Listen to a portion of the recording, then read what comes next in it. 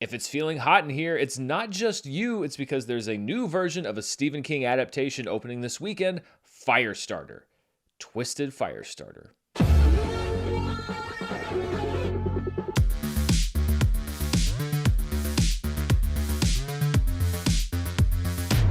Hello everybody, I'm Dan Murrell here with my review of the new version of Firestarter, but also the old version of Firestarter, because to be honest, before last night, I had not seen either one, so I went and saw the new one, and I had some thoughts on it, and I was like, well, I wonder how this compares to the other one. So I'm going to review the new one first on its own terms, then I'm going to look at the older one, and then maybe make a bit of a recommendation just on my thoughts and my takeaways from each one. So let's start first of all with the new version of Firestarter. It was directed by Keith Thomas with a screenplay by Scott Teems, who was also a co-writer on Halloween Kills, a movie that I did not particularly care for. Evil dies tonight!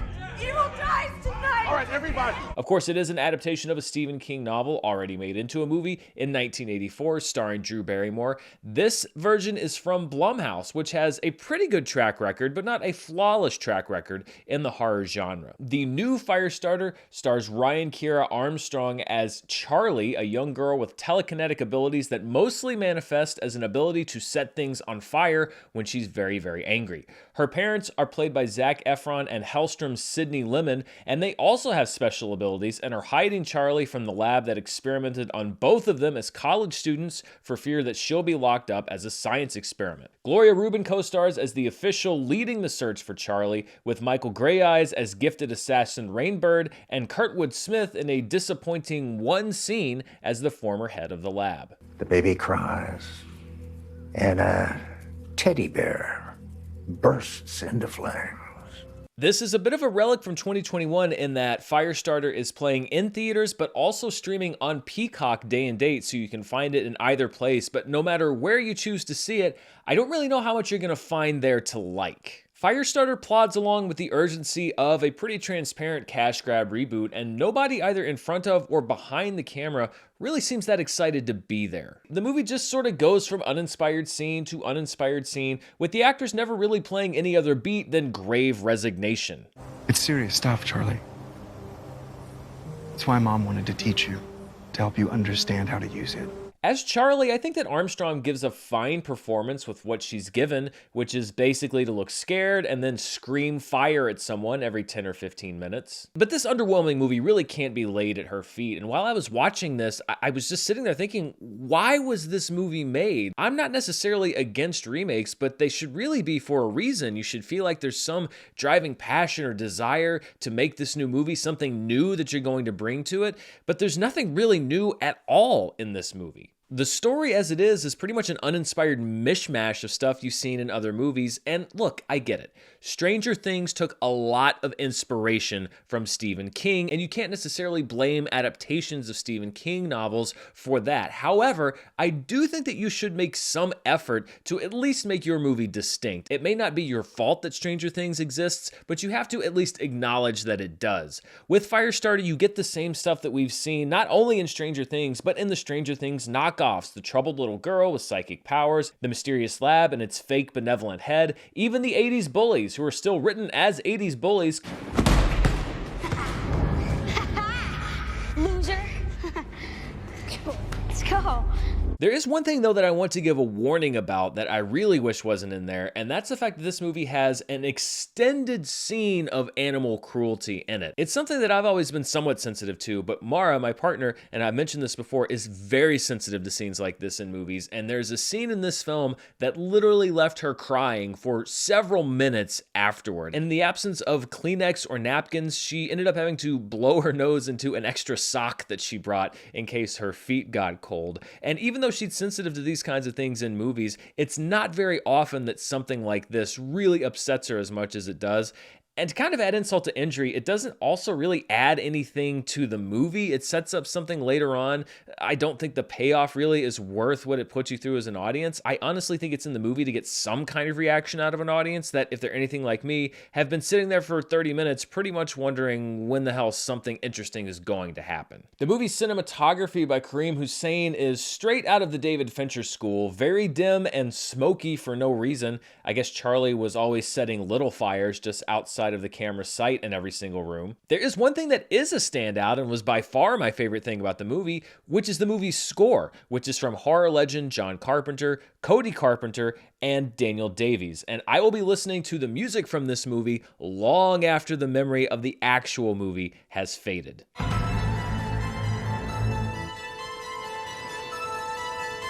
Aside from that, though, there's really not much to recommend for this version of Firestarter. The best I can say is that it's mostly there, providing some mild diversion from time to time. But I really couldn't ask you, even if you have Peacock, I just don't even know if it's worth the time investment to sit and see it. There's just so many other things on that streaming service, or really any other streaming service, that your 90 minutes would be much better spent watching. So let's turn now to the 1984 version of Firestarter, which I also watched for the first time tonight. Is that version any better than the remake that we got this weekend? The original Firestarter movie stars Drew Barrymore as Charlie, and I think the decision to make the character younger made her a lot more vulnerable, in my opinion, and more menacing when she unleashes her true power. You do get a bit of a downgrade when it comes to Charlie's father. I didn't really mind Zac Efron in the new movie, but David Keith is a little too hammy in the role for my taste. But you get a lot of heavy hitters on the villain side of the story, including Martin Sheen as the head of the Shop, which is the secret organization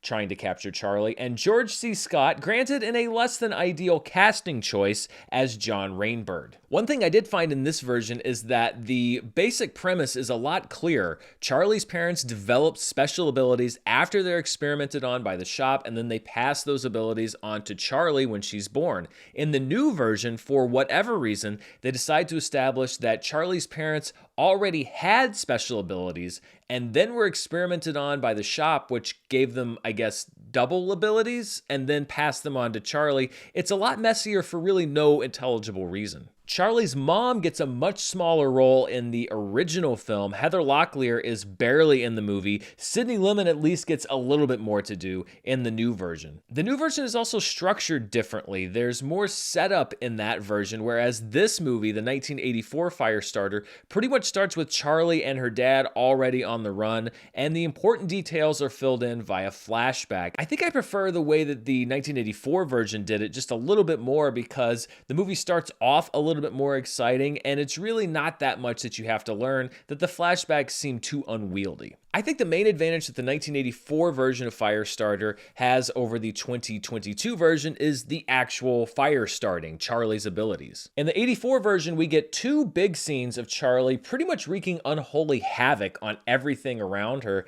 and the 2022 version is much more constrained, with her powers having a far smaller scope, which kind of left me to wonder what the big deal is. She's sort of a low-grade mutant in the new version, and given all of the technological advances, I have to think that it was a function of budget. They just didn't really have the money to even go half as big as they did back in 1984, which again begs the question, why make the movie at all if you're going to scale everything back for no real reason? But both versions of this movie are deeply flawed. The 1984 version, I think, has a more interesting beginning and ending than this current version. However, the middle of this movie, and it is very long, is deadly, with Charlie and her dad being held captive at the Shop. It's a beat that the new version pretty much skips, but doesn't really replace with anything interesting. I also liked Art Carney and Louise Fletcher as Irv and Norma Manders, two kindly farmers that Charlie and her dad meet on the run in the 1984 version. The equivalent 2022 version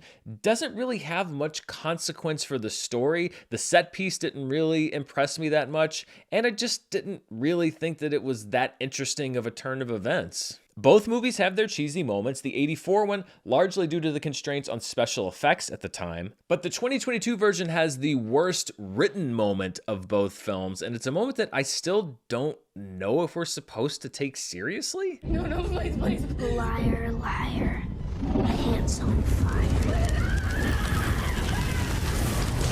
Whether it's supposed to be serious or a joke, that's dumb. So which version of Firestarter is better? Well, I think the 1984 version has more life with more fully developed characters than the new one, which is a pretty uniform shade of bleh. I honestly wouldn't recommend either movie, but I think that I would watch the original before I'd watch the new version again. I will say that the 1984 version has no animal cruelty. As a matter of fact, Charlie goes out of her way to free some horses so they won't get burned alive. So it has that going for it. No animal burning. If you're a fan of the 1984 version looking for a slick upgrade in 2022, I don't think that's what you're going to find in the new movie. And if you've seen neither movie and you're looking for a satisfying Stephen King adaptation, I would say avoid both versions of this movie altogether and find something different. If I may suggest something, I would recommend checking out 2019's Dr. Sleep, which is a Stephen King adaptation, is able to please the fans of both the book and the movie The Shining, which is no small feat, and has a 3-hour director's cut available that actually makes it a better film. So if you're looking to scratch that Stephen King itch cinematically, I don't think that either version of Firestarter is going to do that. The 1984 one is too dull in the middle, the new one is just too dull, period, and neither film even comes close to the heights that we've seen of adaptations of Stephen King's work in the past. I hoped this would have gone better. So those are my thoughts on both the new and old version of Firestarter. Are you planning to watch either this weekend, or do you think you're just going to spend your time doing something else? Let me know down in the comments below. And as always, if you want to see what else I'm up to, you can check me out on Patreon at patreon.com/Dan Murrell. And don't forget that everything I do here on YouTube is also available in podcast form on my podcast channel. You can find the links down in the description below. Thanks so much for watching. Have a great weekend. If you come up on any telekinetic little girls, don't forget, stop, drop, and roll, and I'll see you next time. Bye.